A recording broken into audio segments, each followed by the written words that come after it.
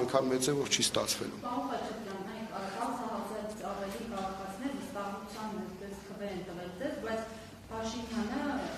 Վեհարանը ազատագրելու իր այսպես կոչված պլանը փորձում է գցել բոլոր էջմիածինցիների գրպանը, ասում է ընտրությունների արդյունքները ցույց են տվել, որ արդեն նաև իրենք են աջակցում այդ օրակարգին, այս առնչությամբ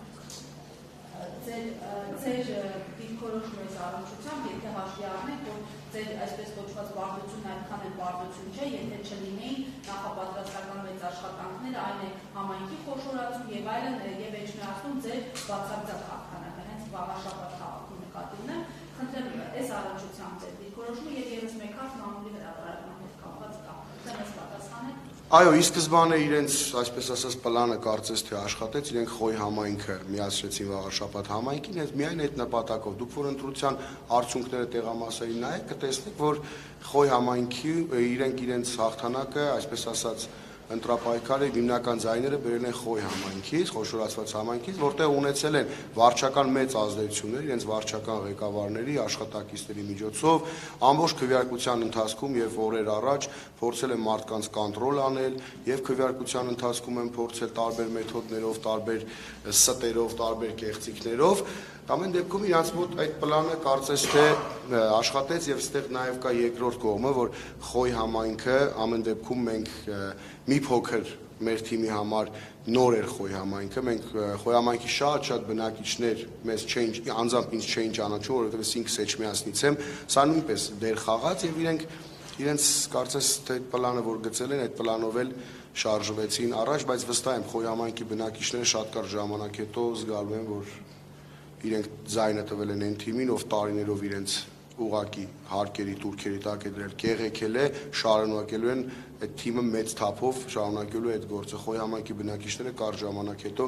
իրենք փոշմանելու են։ Ինչ վերաբերվում է մայրաթորին, ես ընտրապայքարը սկսելու իմ առաջի հարցազրույցում ասել եմ հստակ, որ եթե քաղաքացիական պայմանագիրը հասավ հաջողության, հաջորդը անմիջապես լինելու է գրոհը դեպի մայրաթոր եւ կարծես թե Նիկոլ Փաշինյանը դա ընտրությունների հաջորդող առավոտյան հենց ինքը փաստեց, հենց ինքը Facebook-յան գրառման միջոցով ասեց, որ մենք նոր լիցքեր ստացանք հայ առաքելական եկեղեցու դեմ մեր պայքարը շարունակելու համար։ Բայց դուք ինչպես կմեկնաբանեք փաստը, որ այդ նոր լիցքերը ստեցան նկատի Այո, ինքը նոր լիցք ստեցան դուք եւ քաղաքացիական պայմանագրի տեխնացում աշխատում ստացել եք նույն ձայները։ Այսինքն սա ինչպես է նոր լիցք, այդ դեպքում եթե ինչ-որ բան նախաձեռնի իշխող ուժը եկեղեցու հետ կապված, դուք ձեր ընտրողներով ինչպես կարձագանքեք այդ գործողություններին, որովհետև նույն վստահության նույն գրեթե բանը ունեք էջմիածնից։ Մենք ի սկզբանե հայտարարել ենք, որ հայ առաքելական եկեղեցու կողքին ենք, հիմա էլ շարունակում ենք հայտարարել, որ հայ առաքելական եկեղեցու կողքին ենք։ Տեսնենք process-ները ինչպես կզարգանա, մենք նախորդ դեպքերում մեր անհամաձայնությունն ենք հայտնել հրապարակային իրենց գործողությունների դեպի մայրաթորը, հիմա էլ ենք հայտնում, ընթացքում երևի արդեն ցույց կտա, ամեն դեպքում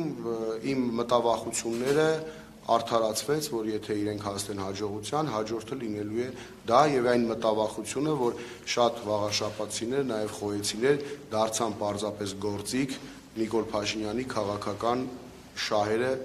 սպասարկելու համար, որի համար շատ ցավում եմ, մենք շատ խոսեցինք դրա մասին, շատերի հետ փորձեցինք զրուցել, ասել, որ մի ներգրավեք, որովհետեւ դուք դա ձեզ համար չեք անում, դուք ծառայում եք չարին, դուք ձեր մեկ ձայնով պարզապես ջուր եք տեսնում Նիկոլ Փաշինյանի ջրաղացին իր հրեշավոր ծրագրերին։ Պարոն Խաչատրյան, մամուլում